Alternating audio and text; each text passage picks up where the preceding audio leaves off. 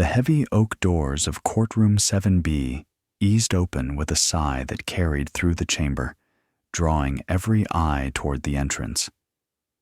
Judge Marianne Halston paused mid-sentence, her gavel hovering above the bench.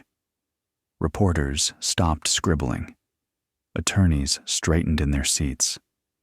Even the hum of the ceiling lights seemed to fade.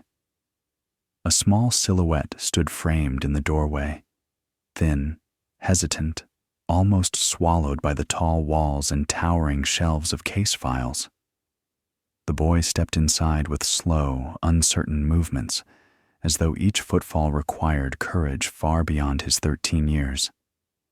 His name was Jalen Carter, a quiet, soft-spoken black boy with deep brown eyes that hid an exhaustion far older than he was. His sneakers were slightly too big, the laces unevenly tied, and the sleeves of his charcoal gray sweater hung past his wrists like they belonged to someone taller. His mother had dressed him that morning with shaking hands, trying to make him look grown enough for court, though all she truly wanted was to shield him from everything waiting inside. But what captured the room wasn't Jalen alone.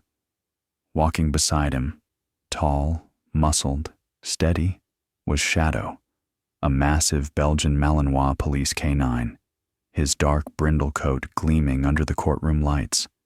The dog's presence rippled through the room like a silent command. His amber eyes scanned every row of benches, every face, every subtle shift in posture. His steps were measured, authoritative, as though he were the only living creature truly prepared for whatever might happen next. A murmur spread through the courtroom. "That's the kid witness? They're letting a canine in here? Is this even allowed?" Judge Halston cleared her throat, restoring order. "Bailiff, ensure the witness is seated. And someone explain why a police service dog is accompanying him." Before the bailiff could answer, Detective Marcia Rowe, Shadow's handler for 8 years, stepped forward. Her badge glinted on her hip. "Your Honor," she said with a respectful nod, "Shadow is a certified child trauma support K9. The department assigned him to Jalen after the incident. The boy won't testify without him." A current of tension tightened the air. Every attorney already knew which incident she meant. Everyone except the 12 jurors, who had been carefully kept in the dark until testimony began. The judge regarded Shadow for a long moment. The dog didn't blink, didn't fidget, didn't break his posture. It was as if he understood he was being evaluated and was waiting patiently for the verdict. Finally, Judge Halston spoke. "He may stay. Let the record reflect his presence as authorized." Relief softened the detective's stance. Jalen exhaled shakily, shoulders easing just a fraction beneath the weight of the courtroom's attention. As the bailiff escorted him to the witness stand, Shadow followed without needing a command. He positioned himself at Jalen's right side, sitting tall, head lifted, muscles ready, but movements gentle. When Jalen climbed into the high wooden seat, Shadow nudged his leg with his muzzle, a firm, grounding touch. The boy's trembling eased.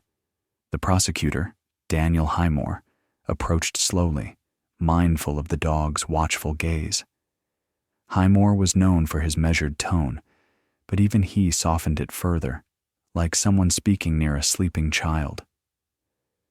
"Jalen," he began gently, "you're safe here. We just need you to tell the truth about what you saw." The boy nodded but didn't speak. His fingers curled around the arm of the chair, tightening with each breath. Shadow noticed instantly. His ears twitched. His posture shifted. A quiet rumble formed in his chest. Not a growl, just a signal. A low alert only those familiar with K9 behavior would recognize. Detective Rowe stiffened. Judge Halston leaned forward. "Detective," she whispered toward the microphone, "is something wrong with the dog?" Rowe answered carefully. Shadow is trained to detect acute stress responses in children. He's sensing something. Highmore swallowed, adjusting his glasses. The defense attorney, Martin Klein, smirked as though amused. Jalen's voice, when it finally emerged, was thin as a thread. I don't want to do this. Shadow shifted closer, brushing his side against the boy's leg. A tiny gesture, but it steadied Jalen's breathing. Highmore nodded reassuringly. That's all right, Jalen. We'll take it slowly. Do you remember the night of... But Jalen wasn't listening. His eyes had drifted past the prosecutor, past the judge, past even the jurors, all the way to the third row of benches on the left side of the courtroom, where a man in a slate-colored jacket sat rigid, his jaw clenched hard enough to tremble. Most people wouldn't have noticed something so small, a momentary flicker of dread in a child's eyes. But Shadow noticed. His tail stiffened, his muscles coiled, his head angled sharply toward the man, and his breathing changed, slower, deeper, deliberate. Detective Rowe straightened instantly. Your Honor, Shadow is alerting. Klein scoffed. Alerting to what? A sneeze? But even the judge sensed it. The atmosphere had shifted. The jurors leaned forward. The reporters stopped writing. Somewhere in the back, someone whispered a faint prayer. Highmore turned just slightly, following the line of Jalen's frozen stare. Jalen? He said softly. Who is that man? The boy didn't answer. Couldn't answer. Shadow raised a paw, slowly, intentionally, placing it on the floor in front of him. It was subtle, controlled, a maneuver only those trained in canine distress signals could interpret. Detective Rowe inhaled sharply. Shadow just issued a protective cue. The judge stiffened. Meaning? Meaning, Rowe said carefully. He believes the boy perceives a direct threat in this room. A ripple of horror swept across the courtroom. The man in the third row shifted uncomfortably, eyes darting away from Jalen's stare. He clasped his hands too tightly. Sweat dotted his brow. He tried to look bored, indifferent, but the edges of panic leaked through the cracks of his expression. Judge Halston addressed him sharply. Sir, state your name. He jumped slightly at her voice. It's just Michael Trent. He forced a smile. I'm here as a spectator. Shadow's growl this time was unmistakable. Low, deep, resonant, a sound like a warning thunder. Jalen flinched, but only for a moment, because then he did something no adult expected, something he had been taught during the 3 months Shadow had been assigned to him. He raised his hand, small, trembling, and pulled lightly on the edge of his sweater sleeve. It was a signal, a silent plea, a cue only Shadow had been trained to interpret. The dog reacted instantly. His body sprang forward, not attacking, not reckless, but placing himself squarely between Jalen and the man in the third row. His stance widened, legs braced, his chest puffed, his head lowered into a defensive alignment. A collective gasp erupted. The judge shot to her feet. Bailiff! Stop the proceedings! The bailiff lunged toward the man as Shadow's growl shook the floorboards. Panic and confusion burst through the courtroom like a wave, and Jalen, gripping the edge of the witness stand with white knuckles, whispered a single trembling sentence that silenced even the chaos around him. He said he'd come back for me. He said he'd come back for me. The words barely left Jalen's trembling lips before the entire courtroom dissolved into a storm of motion and noise. The judge's command still rang in the air, but Shadow had already responded to the danger faster than any human ever could. His growl vibrated through the floorboards, through the wood of the witness stand, through the marrow of every person listening. Judge Halston slammed her gavel again and again. "Order! Order in the court! Bailiff, secure that man!" But no one needed convincing anymore. Michael Trent, the man in the third row, wasn't sitting still anymore. His breathing turned rapid, hands shaking, sweat pouring down his temples. His eyes darted around the room like a cornered animal seeking an escape. The bailiff lunged. The man bolted. "Stop him!" someone screamed. Benches scraped violently against the tile as jurors leapt to their feet in shock. Reporters stumbled over their bags. Spectators rushed to get out of the way. But Shadow didn't wait for commands. His muscles coiled, and with a single explosive leap, he placed himself squarely between the fleeing man and the nearest exit. His teeth remained sheathed. Shadow was trained not to bite unless his handler commanded, but his stance alone was enough. He blocked the path with a terrifying, immovable precision. Trent skidded to a halt, stumbling over his own feet as he stared at the snarling K9 only inches away. What is this?" he stammered, voice cracking. "I didn't do anything," Shadow barked, a thunderous, echoing crack that silenced even the farthest corners of the courtroom. Detective Rowe sprinted forward, hand snapping to her holster. "Don't move, Trent," she shouted. "Hands up where I can see them." But Trent didn't raise them. Instead, he clenched them into fists. And that was enough. Shadow lunged, not to maul, but to force him down. The dog's massive weight collided with Trent's torso, knocking him into the benches with a crash that sent dust scattering into the air. 3 officers swarmed instantly, pinning Trent to the ground. "Let go of me," he screamed, thrashing wildly. "This is all a setup. Let me go." Judge Halston's voice boomed. "Restrain him, now!" Cuffs clicked. Shadow stepped back, poised and ready, in case Trent made another move. Detective Rowe grabbed the man's arm, pressing her knee into his shoulder blade. "You ran," she hissed. "That's enough probable cause to question you about more than trespassing." Trent froze at that. For a moment, he stopped struggling entirely. And that stillness was more suspicious than all his screaming. Meanwhile, on the witness stand, Jalen sat frozen, fingers locked so tightly around the wooden rail that his nails dug into the varnish. His breath came in shallow, rapid gasps, each one catching painfully in his chest. Shadow's intervention should have reassured him.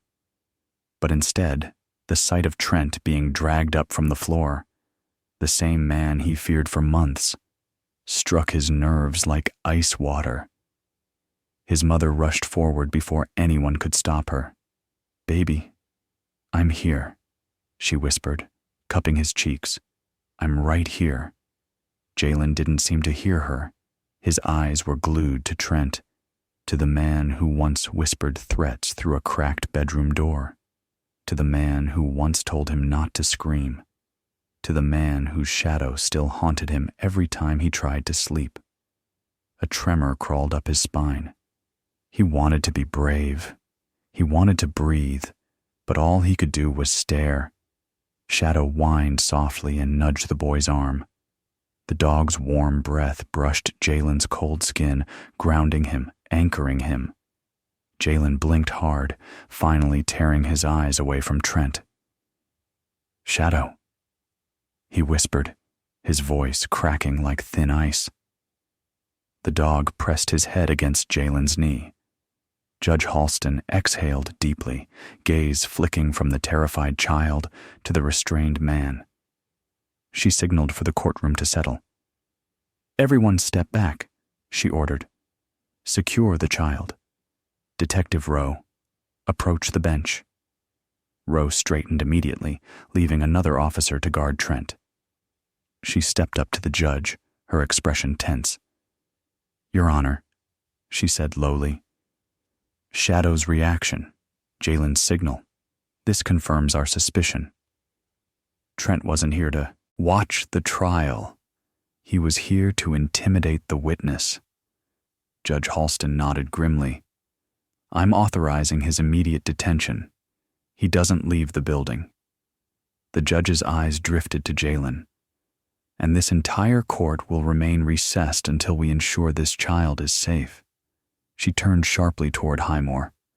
Prosecutor, see to it that a full background sweep is done on this man within the hour. I want everything, where he lives, who he knows, what he's been doing since the night Jalen reported the assault. Highmore nodded, already pulling out his phone. Yes, Your Honor. The room slowly emptied. Everyone except Jalen, his mother, Roe, and a small group of officers. Shadow stayed firmly between Jalen and Trent, even as the man was dragged to a holding room down the hall. His eyes followed Trent until the courtroom doors slammed shut. Only then did he relax, just enough to breathe without tension, nodding his shoulders. Jalen's mom rubbed his back gently. You're safe, sweetheart, she whispered. But Jalen shook his head. No, Mama. He told me. He said. His voice cracked. He said he'd come back, even if the police took him. His mother froze in place, her hand tightening on his shoulder. Detective Rowe crouched next to him. Jalen, she said softly. Shadow won't let him touch you. Not today. Not ever. Do you understand? That dog will go through a wall to protect you. Jalen's lips trembled. Shadow. He knew. Yes, Rowe whispered. He did. She glanced at Judge Halston. Your Honor, I think the boy is ready to tell us more. Jalen swallowed hard. His gaze drifted to the witness stand microphone. He hesitated. His knees shook, and then Shadow did something astonishingly gentle. He lifted his paw and placed it softly on Jalen's shoe. A silent reminder. I'm here. Jalen wiped his face with his sleeve, and in a voice barely above a whisper, he began. I remember everything. Rowe met his eyes carefully. Tell us, when was the first time you saw him? Jalen's chest rose and fell sharply. The night my uncle didn't come home, he said. I woke up because of the footsteps, and when I opened my door, he swallowed again. Shadow pressed closer. That man was standing right there at the end of the hallway. His mother's breath hitched. Jalen continued, voice trembling. He told me not to make a sound. He told me he'd hurt my family if I did. A tear slid down his cheek, and he said he'd find me if I talked, even years later. Silence enveloped the room. Judge Halston lowered her head, her stern composure cracking for a moment. Detective Rowe, she said quietly, take Jalen and his mother to the secure witness room. 2 officers will accompany Shadow. I don't want them unguarded for a single second. Yes, Your Honor. Shadow nudged Jalen gently, guiding him from the stand. The boy slid down, carefully, pressing himself against the dog's side as they walked. His mother wrapped an arm around him, but it was Shadow's presence that steadied his steps. As they left the courtroom, Jalen whispered again, more to the dog than to anyone else. You didn't let him get me. Shadow's ears flicked. He leaned into the boy as they moved down the hall. And for the first time since the nightmare began, Jalen allowed himself to breathe fully. The hallway outside Courtroom 7B felt strangely hollow once the doors closed behind them. The echoes of the chaos still vibrated through the walls, but now everything was muted, like the building itself was holding its breath, waiting for whatever came next. Detective Rowe led the small group with brisk, purposeful strides. Jalen stayed close to Shadow, his shoulder brushing the dog's side with every step. Shadow matched his pace perfectly, never rushing, never lagging, just moving like a living shield between the boy and the world. 2 uniformed officers flanked them, hands resting near their holsters. The tension in the air was thick enough to feel on the skin, like static. Jalen's mother, Dana Carter, kept a hand on her son's back, rubbing slow circles through his sweater. Her voice trembled even when she whispered, "You're doing so well, baby. Almost there." Jalen didn't answer. His mind swirled with the images he had been trying so hard to forget. Footsteps on wooden floors, low whispers in the dark, and that cold stare Trent had given him that night. The stare that came back the moment Jalen saw him in court. Shadow glanced up at the boy occasionally, his eyes warm but alert. Every breath the dog took was controlled, steady, but the muscles along his back twitched with leftover adrenaline. He was still keyed in, still guarding, still aware the threat wasn't gone yet. They reached the secure witness room, a small, quiet space with frosted windows and thick, insulated walls. The lights were warm instead of harsh, and there was a heavy table with soft chairs arranged around it. A pot of water and untouched cups sat in the corner for families who needed a place to breathe. Detective Rowe opened the door and motioned them inside. "Sit. Rest if you can. Shadow will stay with you." Jalen walked in, but the moment Shadow crossed the threshold behind him, the boy sank into the nearest chair as if his legs had given out. He buried his fingers in the dog's fur and rested his forehead against Shadow's shoulder. His breathing was fast again, sharp and uneven. Rowe crouched beside him. "Jalen," she said gently, "we're going to protect you. I swear to you, but I need to know something." His voice came out muffled against Shadow's fur. "What? Did Trent ever talk about my partner? About Shadow?" Jalen hesitated, then nodded. "Yes. He said dogs couldn't always be there." Dana's breath caught. Oh, God. But he was wrong. Jalen whispered, "Shadow is here." Rowe exhaled slowly. She placed a hand on Shadow's back, the dog leaning a little heavier into Jalen, as if to reinforce the boy's words. "Jalen, I need to ask one more thing," she continued carefully. "Did Trent know you would testify today?" The boy's fingers tightened in Shadow's coat. "Yes." "How?" A tremor ran through Jalen's voice. Because he wrote the date on my window." Dana's scream broke into a choked sob, her hand flying to her mouth. The officers froze. Rowe's expression darkened, her jaw tensing with anger. "On your window?" she repeated. Jalen nodded. "It was there in the morning, outside, in marker." Shadow growled, just a rumble, instinctive and low, but the sound made the hairs on Dana's arms rise. Detective Rowe stood abruptly. "This means Trent has been near their house recently," she said to the officers, "which means he's violated 6 restraining laws and probably has a hidden connection to the original crime scene." Her phone buzzed sharply. She glanced down, eyes widening. "The background sweep is back," she said. "Judge Halston wants to see us immediately." Dana stiffened. "But we just got here. Jalen needs—" Rowe raised a hand, calming her. "It's okay. You two stay here until I return. Shadow stays with you." She crouched again to meet Jalen's gaze.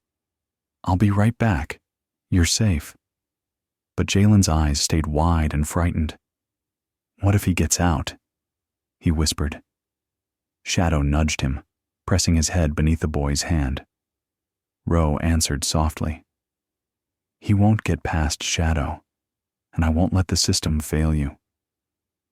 She stepped out with the officers, leaving Jalen and his mother alone with the dog. The door locked from the inside with a weighty click. Dana knelt on the floor and pulled her son into her arms. He sank into her like a child half his age. "You're so brave," she whispered. But Jalen shook his head. "I wasn't brave," he said. I was just scared. Dana kissed his forehead. Being scared doesn't mean you're not brave. Shadow rested his chin on the boy's lap, warm and solid. Jalen stroked his head slowly. Shadow, will he always help me? Dana's voice softened. He'll help you as long as you need him to. Shadow's tail thumped softly against the floor, just once, but enough to make Jalen's lips lift in a small, fragile smile. Meanwhile, back in the judge's chambers, Detective Rowe stood across from Judge Halston, who held a printed report covered in yellow highlighter marks and clipped documents. Prosecutor Highmore paced the carpet, brow furrowed deeper with every step. Judge Halston tapped the papers. This isn't just suspicious. This is explosive.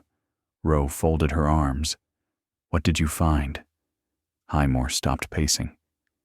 Everything we feared, and a handful of things we didn't. He gestured toward the report. Michael Trent isn't a random assailant. He isn't a neighbor. He isn't even acting alone. He pointed to a chart at the top page. He's connected to the man from the original assault case, Jalen's missing uncle. Rowe froze. What kind of connection? Judge Halston answered grimly. They worked together, and they were involved in something much bigger than a domestic assault, something organized. Highmore added, voice tightening. Trent wasn't lying low. He was watching the family, waiting to see if Jalen remembered anything. Rowe's mind raced. That's why he came to court today. Yes, Highmore said. He panicked. The boy recognized him, and Shadow confirmed it. The judge leaned back in her chair, steepling her fingers. We need to move fast. I'm authorizing immediate transfer of Trent to a secured interrogation facility. Her gaze sharpened. And Detective Rowe, you and Shadow are now directly responsible for the boy's protection. Rowe nodded without hesitation. We won't let anything happen to him. Back in the witness room, Jalen rested his head against Shadow's side, and the dog lay curled protectively around him. Dana had finally stopped crying, her hand resting on her son's shoulder as she watched the door anxiously. A soft hum vibrated through the room, the security panel powering on. Jalen lifted his head. Mama. Dana swallowed. It's okay, baby. But even she didn't fully believe herself, not when danger was still so close, not when Trent had been bold enough to appear in court. Shadow's ears flicked toward the hallway. He heard something. Footsteps. Fast. Purposeful. Jalen's breath caught. Shadow rose to his feet, silent, focused, ready. Dana's voice cracked. Who's that? Jalen whispered only one word, fear tightening around his throat. Shadow? And the dog stepped forward, positioning himself between the door and the boy, as someone reached for the handle outside. The handle turned slowly, too slowly for an emergency, too deliberately for an officer on routine duty. Shadow's body went rigid, every hair along his spine lifting. He took one silent step forward, placing himself squarely in front of Jalen. Dana pulled her son closer, heart pounding so loudly she could feel it in her teeth. The door clicked. Shadow growled, deep, thunderous warning. Then it swung open. Detective Rowe entered first, followed by Judge Halston and Prosecutor Highmore. Two uniformed officers stood behind them. All of them froze at the sight of Shadow poised in full protection stance. Rowe raised both hands slowly. It's okay, Shadow. It's us. Shadow's growl softened, then ceased. He stepped back just enough for Rowe to approach, though he kept himself between Jalen and the doorway. His breathing stayed taut, ready. Dana exhaled shakily. Oh, thank God. Rowe knelt in front of Jalen, her voice soft but urgent. It's over, she said. Trent's being transferred to a federal holding facility. He won't get within a mile of you ever again. Jalen blinked at her, unsure whether to believe it. Is he gone? Completely, Ro replied. And he won't be alone in custody. We found evidence linking him to a larger crime network. This wasn't random, but now we can end it. Judge Halston stepped forward, her usually stern expression gentled. You were very brave today, Jalen. What you said, what you remembered, will help protect not just yourself, but other people who were hurt by these men. Jalen swallowed. I wasn't brave. Shadow was. Shadow nudged him as if disagreeing. Halston smiled. Then you and Shadow were brave together. Dana wrapped an arm around her son, her eyes full of exhausted relief. What happens now? She asked. Highmore answered. You're being moved to a protected residence until the trial concludes. Shadow will stay with you the entire time. He's officially assigned to you as your protection K-9, 24 hours a day. Jalen's eyes widened. Really? Ro nodded. Really? There's nowhere you'll go that Shadow won't go to. Shadow wagged his tail once, a small, deliberate gesture, like a promise. Jalen leaned forward and hugged the dog around the neck. This time, for the first time, the fear shaking his body slipped away. Shadow remained perfectly still, letting the boy cling to him until his breathing settled. Judge Halston watched them quietly. We don't always see justice delivered in one day, she said softly, but today, we saw something close. Dana wiped her eyes, her hand trembling in Jalen's curls. Ro rose and offered her a reassuring smile. Let's get you both home. Shadow walked beside Jalen as they left the room, their steps in sync. The boy's hand rested gently on the dog's back, and Shadow lowered his head to meet it. For the first time since the nightmare began, the hallway ahead didn't look frightening. It looked safe. It looked warm. It looked possible. And as they stepped through the exit together, Jalen whispered, Shadow, you really did come back for me. Shadow pressed his shoulder into the boy's side, sealing the truth with silent loyalty. Some heroes speak, some roar, and some, like Shadow, simply stay.